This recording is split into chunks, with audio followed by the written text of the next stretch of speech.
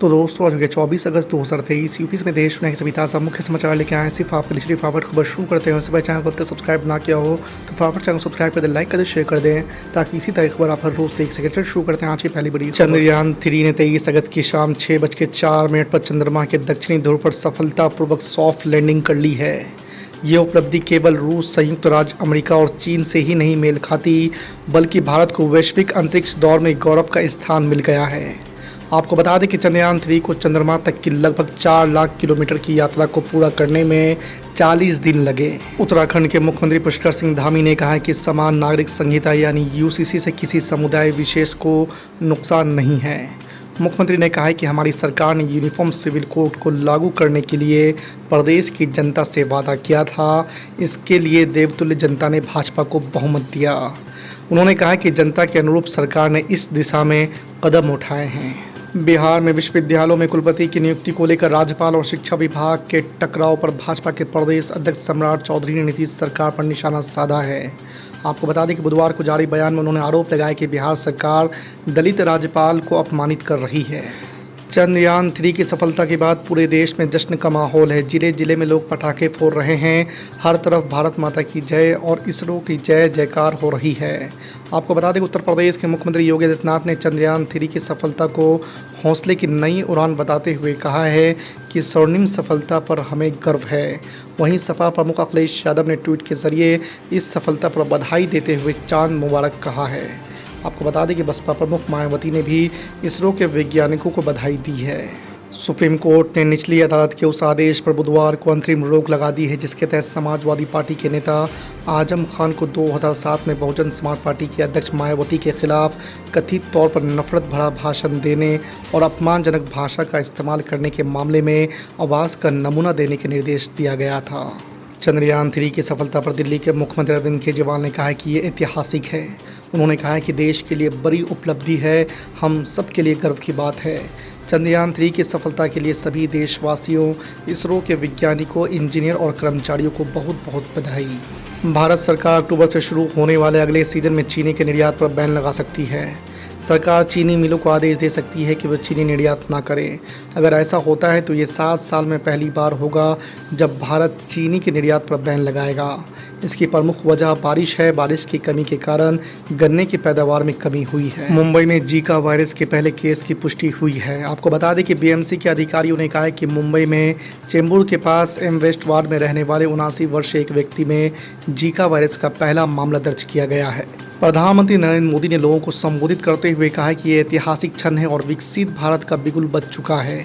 हम नए भारत की नई उड़ान के साक्षी है, नया इतिहास लिखा जा चुका है। आपको बता दें कि इसरो चीफ को फ़ोन करके पीएम मोदी ने कहा है कि आपका नाम भी सोमनाथ है और ये नाम चंद्र से जुड़ा हुआ है, इसलिए आपके परिवार वाले भी काफ़ी आनंदित होंगे। मेरी ओर से आपको और आपकी पूरी टीम को बहुत बहुत बधाई। शुरुआत में ही आपको ये बताना चाहूँगा कि अभी जो 42 रेजोल्यूशन को यहाँ पर मंजूर किया गया है, मैं अपनी जानिब से, अपनी पार्टी की जानिब से, हमारे तमाम लोगों की जानिब से इसका सपोर्ट करता हूँ और उम्मीद करता हूँ कि ये तमाम 42 रेजोल्यूशन हमारी ज़िंदगी में हम इसको पूरा होते देखेंगे।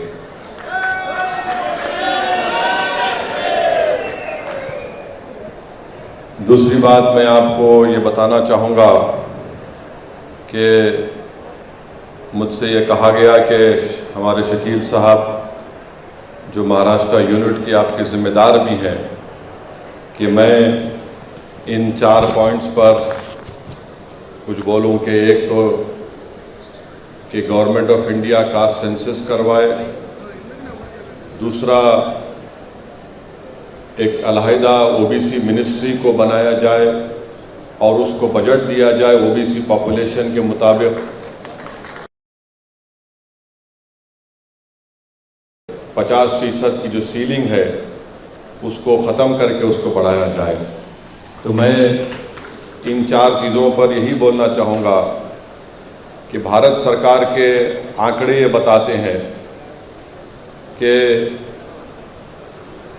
आज इस देश में, हमारे वतन अजीज़ में 22% अपर कास्ट लोगों के पास 41% देश की दौलत है, और उसमें ये भी आंकड़े ये बताते हैं कि टॉप 1% जिसके पास हाउस होल्ड्स हैं दौलत के एतबार से, उनके पास 25% मुल्क के पूरे एसेट्स हैं, और 5% जो टॉप के लोग हैं उनके पास 46% देश की दौलत है।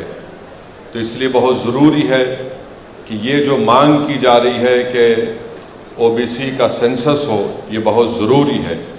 और दूसरी बात ये है कि अभी बताया गया कि ओबीसी का पॉपुलेशन 52% है। मैं नहीं समझता कि 52% है, बल्कि ये 60% के ऊपर होगा।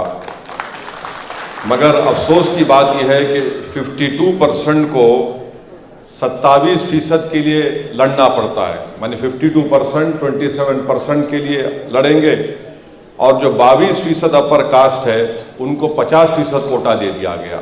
तो ये सरासर नाइंसाफ़ी है, और हम हुकूमत से डिमांड करते हैं कि वो इस पर गौर करे। इसीलिए बहुत ज़रूरी है कि कास्ट सेंसस हो, ताकि ये मालूम हो जाए कि इस कास्ट सेंसस में किसके पास कितनी दौलत है, किसको उसके हिस्से से महरूम कर दिया गया, और कितने लोगों को पब्लिक एम्प्लॉयमेंट में, एजुकेशन में उनको उनका हिस्सा मिला। जो राज्यसभा में भारत सरकार ने डेटा दिया है उसमें यह बताया गया कि 457 सर्विंग सेक्रेटरीज, जॉइंट सेक्रेटरीज और एडिशनल सेक्रेटरीज जो भारत सरकार में है, उसमें से 457 serving secretaries, joint secretaries, additional secretaries में सिर्फ 19 ओबीसी कैटेगरी के हैं। तो ये इसको सही करने की ज़रूरत है। तो इससे मालूम हुआ कि सिर्फ 12% उनको उनका हिस्सा मिले।